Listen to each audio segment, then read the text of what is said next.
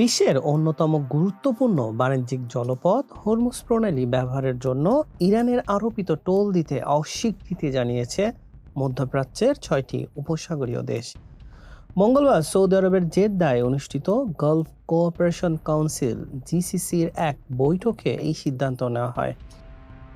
ইরানের এই শর্তকে অবৈধ আখ্যা দিয়ে জোটটি জানিয়েছে, আন্তর্জাতিক এই নৌপথে কোনো ধরনের টোল তারা দেবে না।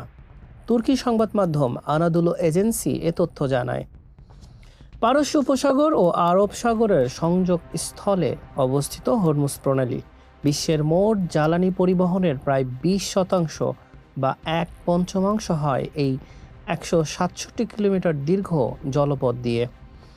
আনাদুলো এজেন্সি জানায়, জোটের মহাসচিব জাসেম মোহামেদ এক বিবৃতিতে জানান, হরমুজ প্রণালীতে ইরানের টোল আদায়ের চেষ্টা আন্তর্জাতিক আইনের পরিপন্থী।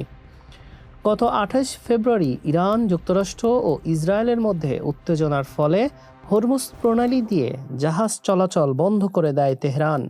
তারা জানায়, যুক্তরাষ্ট্র ও ইসরায়েল সংশ্লিষ্ট জাহাজ দেখলেই হামলা চালানো হবে।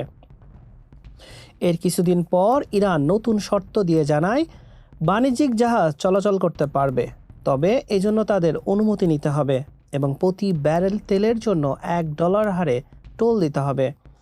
এই নতুন শর্তই জেদ্দার বৈঠকে সরাসরি প্রত্যাখ্যান করেছে জিসিসি। ইরানের এই আরোপিত আর্থিক ও নিরাপত্তা শর্তকে কোনোভাবেই মেনে নিতে পারছে না উপসাগরীয় দেশগুলো।